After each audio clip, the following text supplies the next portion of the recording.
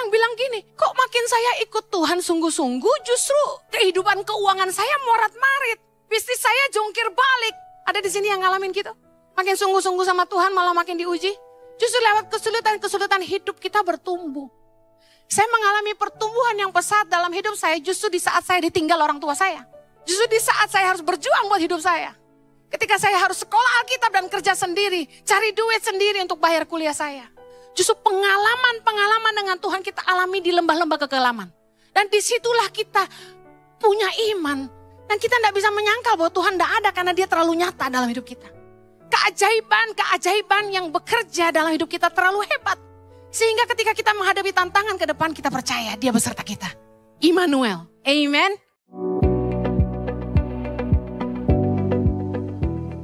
Hari ini saya akan khotbah tentang tertanam di tempat yang tepat. Nanti jam 3 saya akan lanjutkan yang bagian kedua. Bagian yang pertama saya ingin khotbah tentang dibersihkan Tuhan. Kita ingin Yohanes 15, pokok anggur yang benar. Kita baca ayat kedua. 3, 2, 1. Setiap ranting padaku yang tidak berbuah dipotongnya. Dan setiap ranting yang berbuah dibersihkannya. Supaya ia lebih banyak berbuah. Kita lompat di ayat 5. Akulah pokok anggur dan kamulah ranting-rantingnya. Barang siapa tinggal di dalam aku dan aku di dalam dia, ia berbuah banyak. Sebab di luar aku kamu tidak dapat berbuat apa-apa. Kita lompat ayat ke-8.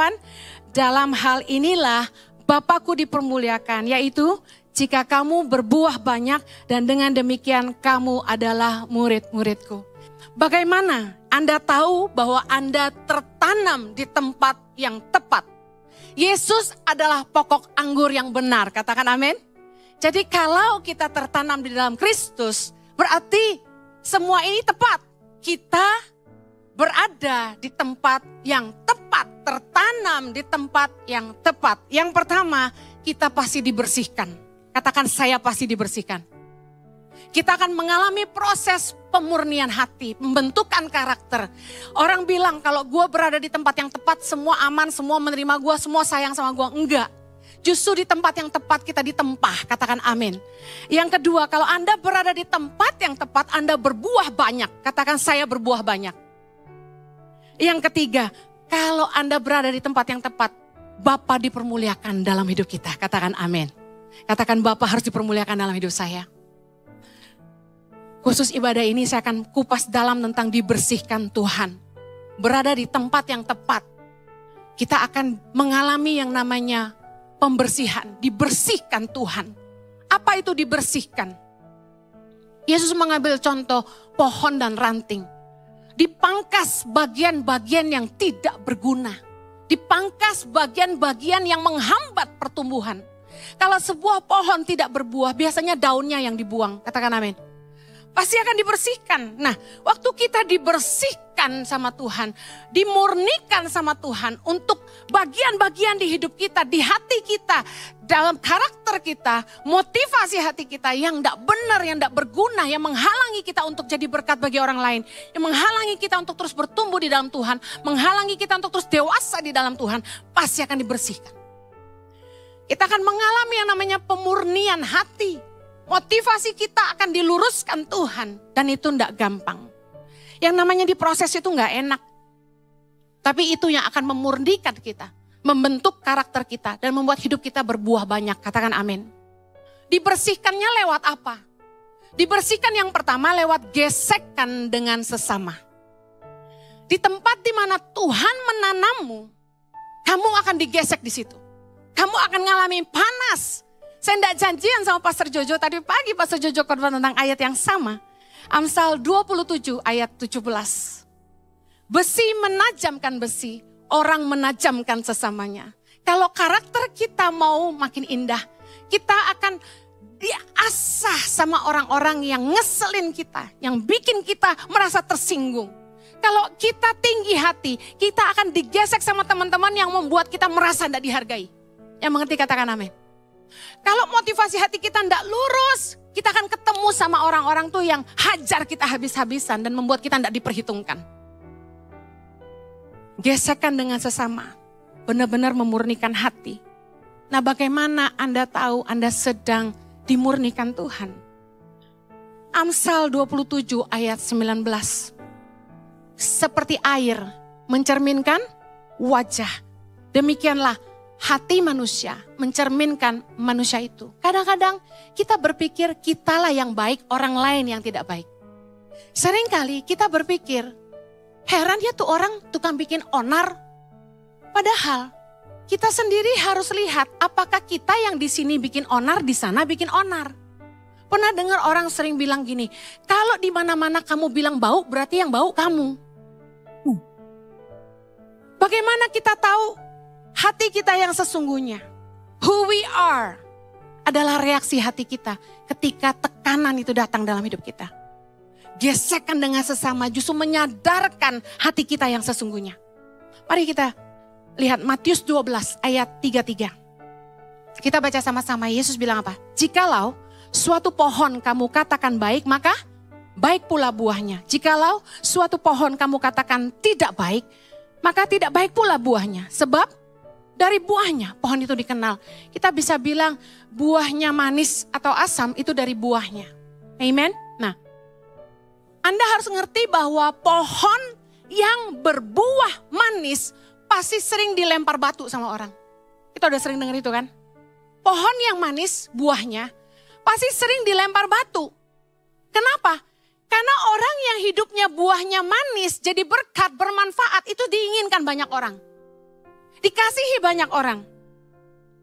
Banyak orang yang mengharapkan kehadirannya. Gak ada lu gak rame gitu.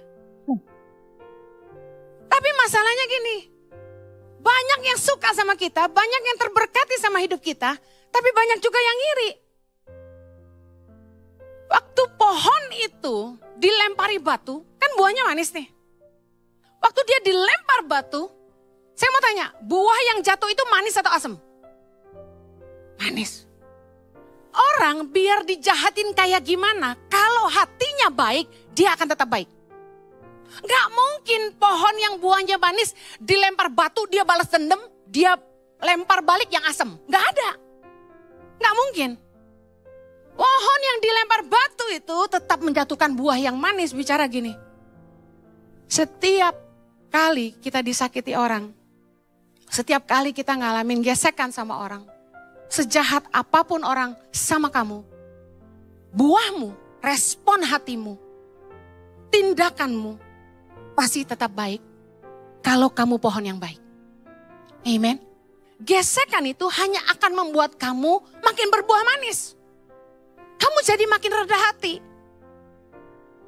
Saya percaya gini, gak mungkin untuk bertumbuh gak ada gesekan.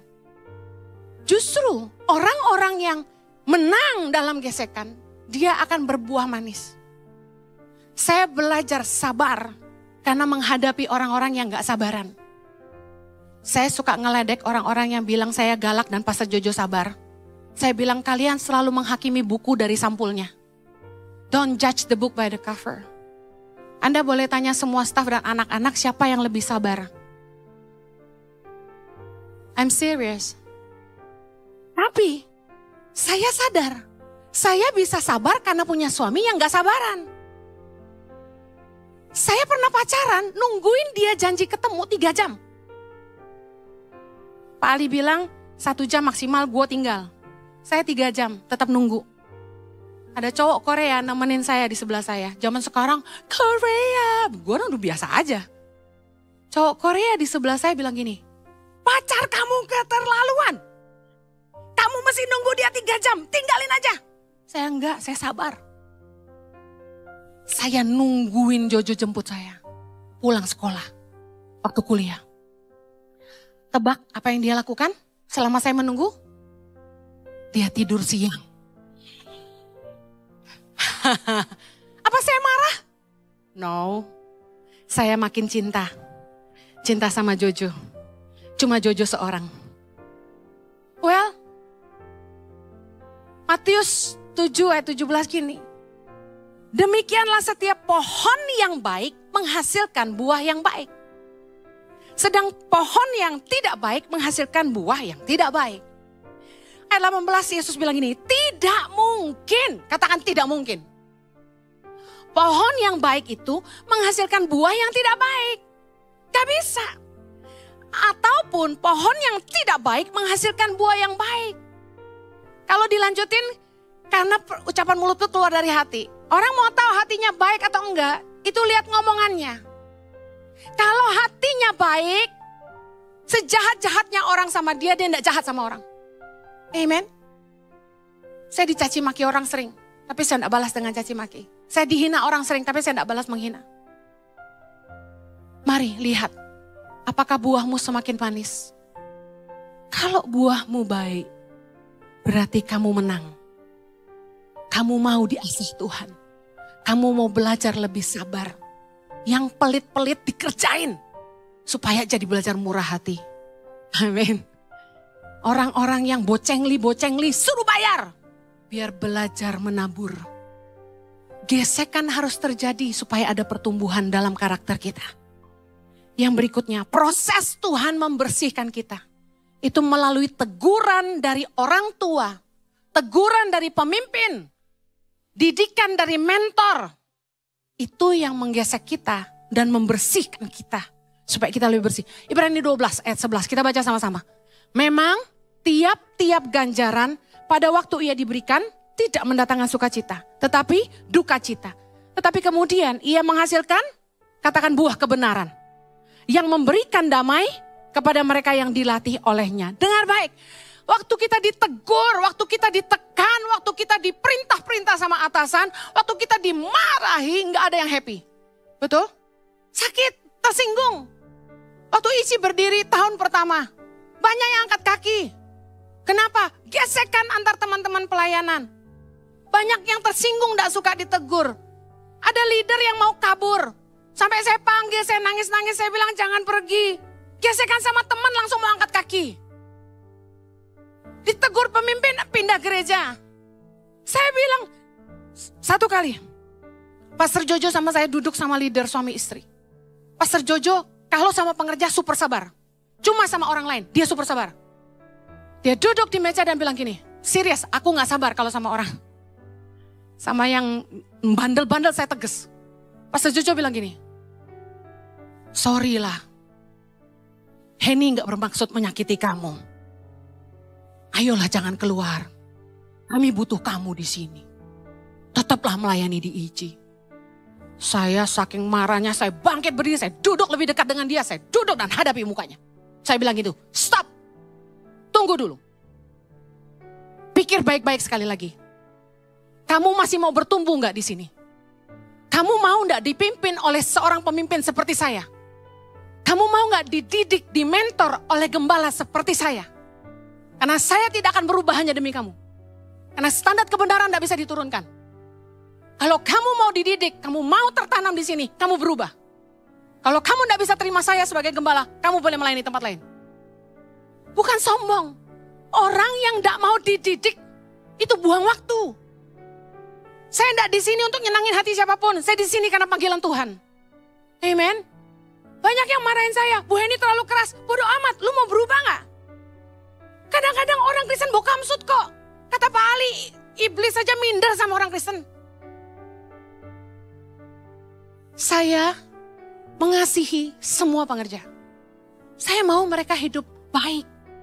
Istrinya nangis-nangis karena suaminya selingkuh. Masa didiamin? Ya enggak bisa. Hajar sama saya. Mau melayani lepaskan wewe gombelmu. Enggak ada lu tua bertiga apaan?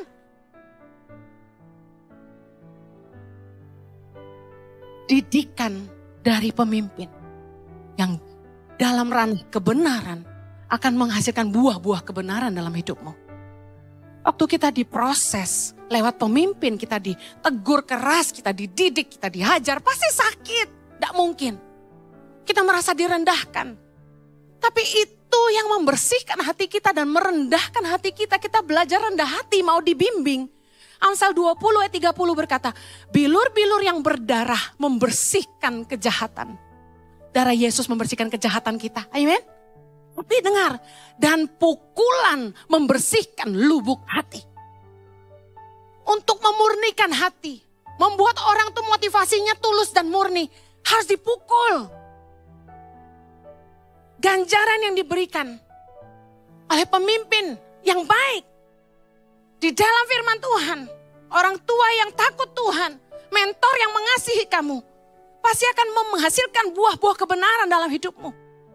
Dan kamu akan hidup dalam damai. Kenapa? Karena kamu berjalan dalam kebenaran firman Tuhan. Katakan amin. Masalahnya gini, seringkali banyak orang gak suka ditegur, apalagi kalau banyak duit. Makanya di sini saya memperlakukan semua sama, kaya miskin sama. Gak ada favoritism. Favoritism. Karena gini, seorang hamba Tuhan gak boleh takut sama manusia. Karena firman Tuhan berkata, takut akan manusia mendatangkan jerat. Jadi kalau saya mau tegur, saya tegur. Gak peduli lu nyumbang berapa. Saya juga gak tahu sih Anda berpuluhan apa enggak. Karena saya gak pegang keuangan. Jadi saya gak perlu sungkan sama orang gue gak tahu. Sorry ya kalau ada yang merasa, kok Bu ini gak tahu sih gue nyumbang. Saya gak pernah lihat. Saya gak tahu. Amsal 15 ayat 12 berkata, si pencemooh tidak suka ditegur orang. Ia tidak mau pergi kepada orang bijak. Orang tuh kalau gak mau ditegur, dia bukannya terima masukan, dia malah mencemooh balik. Malah ngomongin orang yang ngajarin dia. Makanya gak heran, banyak orang yang jelek-jelekin atasan, jelek-jelekin orang tua, jelek-jelekin mentornya. Karena orang yang angkuh, bukannya mendengarkan masukan, mendengarkan didikan, tapi berbalik mencemooh yang menegur. 1 Timotius 1 ayat 5, kita baca sama-sama.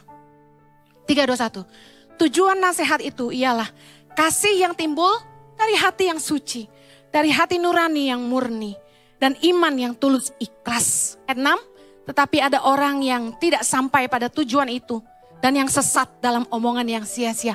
Dinasehatin baik-baik, bukannya dengerin. Tujuannya kan supaya gini, hati nuraninya jadi murni. Yang tadinya motivasinya gak lurus dilurusin. Imannya jadi benar. Tapi malah berbalik, ngegosipin pemimpin. Ditegur gak seneng malah ngomongin pemimpin di belakang. Banyak. Amsal 11 ayat 2. Jikalau keangkuhan tiba, tiba juga cemooh. Tapi hikmat ada pada orang yang rendah hati. Orang yang rendah hati, waktu ditegur itu dia belajar. Katakan amin. Amsal 19 ayat 25. Jikalau si pencemooh kau pukul, barulah orang yang tak berpengalaman menjadi bijak. Jikalau orang yang berpengertian ditegur, ia menjadi insyaf. Lihat buahnya. Kalau orang tuh buahnya baik, ditegur itu insyaf. Bertobat, katakan amin. Bukannya malah gak cocok gue di sini. Bu Heni terlalu galak, kurang sabar. Keluar. Loh, kalau memang bukan tempatmu di sini, saya gak tahan kamu. Tapi kalau Anda mau bertumbuh, Anda mau tertanam, Anda harus mau ditegur pemimpin. Karena itulah yang memurnikan hatimu dan mengajar kamu untuk rendah hati di hadapan Tuhan. Katakan amin. Mari bertobat, mari belajar rendah hati. Yang terakhir, proses Tuhan yang membersihkan kita melalui apa? Melalui kesulitan-kesulitan hidup. Ulangan 8 ayat 2 dan 3. Ingatlah kepada seluruh perjalanan yang kau lakukan atas kehendak Tuhan Allahmu di padang gurun selama 40 tahun ini. Dengan maksud merendahkan hatimu dan mencobai engkau untuk mengetahui apa yang ada di dalam hatimu. Yakni apakah engkau berpegang pada perintahnya atau tidak. Ayat 3 sama-sama. Jadi ia merendahkan hatimu, membiarkan engkau lapar dan juga memberi engkau makan mana yang tidak kau kenal dan yang juga tidak dikenal oleh nenek moyangmu. Untuk membuat engkau mengerti bahwa manusia hidup bukan dari roti saja. Tapi manusia hidup dari segala yang diucapkan Tuhan. Tuhan izinin pergumulan-pergumulan hidup terjadi dalam hidup kita meskipun kita melayani Tuhan. Ada yang bilang sama saya, Ci, saya rajin melayani tapi kok bisnis saya sepi. Saya rajin memberi tapi saya tetap mengalami kesulitan dalam keuangan. Pekerjaan saya banyak tantangan, pabrik saya nggak jalan. Saya jual aset lama banget gak laku-laku. Banyak yang bilang gini, kok makin saya ikut Tuhan sungguh-sungguh justru kehidupan keuangan saya morat-marit. Bisnis saya jungkir balik. Ada di sini yang ngalamin gitu? Makin sungguh-sungguh sama Tuhan malah makin diuji. Di sini ada nggak anak Tuhan yang sungguh-sungguh cinta Tuhan tapi nggak ngalamin problema dalam keuangan? Angkat tangan. Nggak ngalamin problema dalam bisnis, ada angkat tangan? Setiap kali saya duduk dengan pemimpin-pemimpin ICI, saya dan Pastor Jojo mendedikasikan waktu kami mementor, memuridkan. Karena kami percaya mengubahkan orang adalah pemuridan. Kami duduk dengan leader-leader ICI dua-dua. Kami kasih waktu 2-3 jam dan kami bahas. Bagaimana keuangan mereka, bagaimana bisnis mereka, bagaimana keluarga mereka, rumah tangga mereka. Dan bagaimana keadaan anak-anak mereka, kesehatan mereka. Kami bicarakan semua. Dan kami pelajari dari mereka yang bersaksi kepada kami. Mereka ngalami tekanan dalam dunia usaha. Ngalamin masalah dalam keuangan. Tapi yang saya lihat gini, mereka tumbuh dewasa. Mereka lihat penyertaan Tuhan. Dan mereka belajar mengandalkan Tuhan. Dan melihat tangan Tuhan bekerja dalam hidup mereka. Amen. Kita gak akan pernah ngalami Tuhan. Kita gak akan pernah ngalami pertumbuhan iman. Menjadi dewasa tanpa mengalami perjumpaan dengan Tuhan. Dan mengalami tangan Tuhan menyertai kita. Amen. Justru lewat kesulitan-kesulitan hidup kita bertumbuh. Saya mengalami pertumbuhan yang pesat dalam hidup saya justru di saat saya ditinggal orang tua saya. Justru di saat saya harus berjuang buat hidup saya. Ketika saya harus sekolah Alkitab dan kerja sendiri, cari duit sendiri untuk bayar kuliah saya. Ketika saya dipanggil Tuhan pulang ke Indonesia, saya tidak takut. Januari 2006, karena apa? Karena saya pernah mengalami pertolongan Tuhan yang sangat banyak di hidup saya. Justru pengalaman-pengalaman dengan Tuhan kita alami di lembah-lembah kekelaman. Dan disitulah kita punya iman. Dan kita tidak bisa menyangkal bahwa Tuhan tidak ada karena dia terlalu nyata dalam hidup kita. Keajaiban yang bekerja dalam hidup kita terlalu hebat. Sehingga ketika kita menghadapi tantangan ke depan kita percaya dia beserta kita. Immanuel, amen. Proses pergumulan hidup diizinkan Tuhan. Supaya membersihkan hati kita dari Mesir. Hidup-hidup dalam dosa. Hidup-hidup masa lalu kita yang penuh dengan kekelaman. Tuhan mau cuci itu dari hidup kita. Mau bersihkan kita. Kemudian dia membuat kita belajar mengandalkan dia. Manusia hidup bukan dari roti saja. Tapi kita hidup dari kebenaran Allah. Tuhan membuktikan dia setia ketika kita taat akan firman-Nya. Tuhan memelihara hidup kita. Dan supaya kita belajar taat kepada Tuhan. Dan mengikuti jalan-jalan dunia. Saya percaya gini. Waktu kita sungguh-sungguh tertanam. Di sebuah tempat yang tepat. Bukan rasa nyaman. Tapi gesekan. Bukan pujian. Tapi teguran. Bukannya kelimpahan. Tapi kita akan ngalamin proses kesulitan. Tapi kalau kita menang dalam 3 area ini. Kita akan melihat buah yang manis lahir dari hidup kita. Kita akan lihat iman kita bertumbuh. Dan kita akan melihat tangan Tuhan menyertai segala yang kita kerjakan. Tapi kita harus terus kuat di dalam Tuhan. Tertanam komitmen, mendedikasikan hidup kita. Sampai melihat buah-buah itu ada di hidup kita. Amen. Saya akhiri dengan sebuah kesaksian. Pengerja-pengerja full-timer ICI yang pertama kali bekerja sama kami. Terkejut ketika dipimpin sama seorang Pastor Jojo yang begitu tegas, dinamis. Yang gak kenal kata nggak bisa. Mereka tertekan, mereka stres, curhat sama saya. Lalu saya bilang gini, ikuti saja, karena dia pemimpin. Kamu akan lihat kapasitasmu diperbesar. Semua lelah yang kerja sama suami saya, sampai ada joke di antara full time begini. Kalau mau kerja sama Ici harus bisa belah lautan. Kalau mau kerja sama Pastor Jojo harus bisa belah lautan. Tapi saya kasih tahu. Lihat balik 2 tahun lalu. Sampai ke hari ini. Pemimpin-pemimpin ICI jauh lebih baik. Mereka jauh lebih excellent. Mereka jauh lebih setia. Kapasitas mereka yang tadinya gak bisa jadi bisa. Jangan cari rasa nyaman dalam ikut Tuhan. Amen. Karena Yesus berkata barang siapa ingin mengikut aku. Harus menyangkal dirinya. Pikul salibnya dan ikut aku. Yang mau setia ikut Tuhan sama-sama katakan amin. Kita berdoa sama-sama. Bapa di sorga, kami bersyukur kalau kami boleh tertanam di tempat yang tepat. Kami bersyukur kalau di komunitas ini kami boleh lihat perubahan hidup. Jiwa-jiwa ngalami Tuhan, diselamatkan. Setiap bulan kami lihat banyak jiwa yang dibaptis terima Tuhan. Kami bersyukur buat pertumbuhan karakter, pertumbuhan rohani. Dan juga berkat-berkat yang Tuhan tumpahkan dalam hidup setiap orang-orang yang tertanam di ICI. Tuhan, kami mengembalikan segala kemuliaan hanya bagi-Mu. Berdoa agar setiap kami yang ada di sini, kami mau tetap setia kepada tempat di mana Tuhan menanam kami. Sampai kami lihat janji-janji Tuhan digenapi di dalam nama Yesus. Yang siap diberkati Tuhan sama-sama katakan, Amen.